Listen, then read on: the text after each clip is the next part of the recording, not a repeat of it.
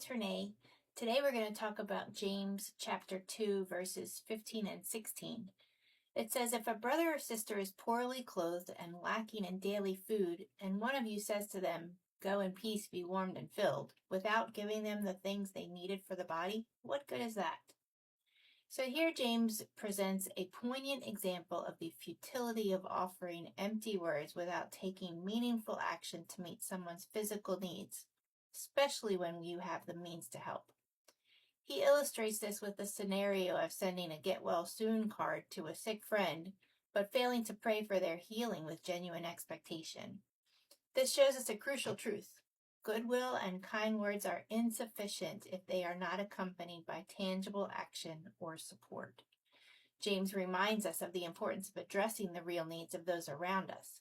When we encounter someone who is hungry or in need, simply wishing them well or telling them that everything will work out is not enough. The notion of everything will work out can often sound like a hollow platitude, especially if those experiencing hardship.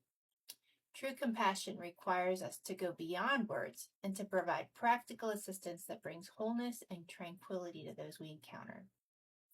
When we tell someone to eat until you're satisfied, we must recognize this statement is meaningless if we do not first ensure that they have food to eat. The basic needs of life, food, shelter, and care, are fitting and necessary for those going through deprivation. Consider what is truly needed in any given situation and act accordingly, understanding that our words must be coupled with actions that provide real benefit and support. Consider Peter and James' encounter with the lame man at the beautiful gate in Acts 3. The man asked for the basic need of money, since that was all he knew to ask for. Peter responded at first that he didn't have money to give, and this may have seemed like a selfish response, or that he was just blowing him off or ignoring him like so many others had done before.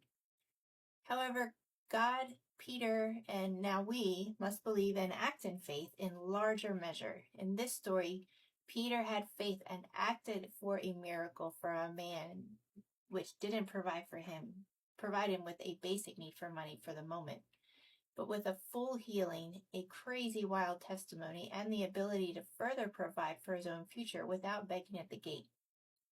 True faith compels us to engage actively in the lives of others, to meet their needs, and to demonstrate love through patient service. We are to be vessels of God's compassion, ensuring that our words are matched by our deeds, and that we bring hope and help to those who are in need.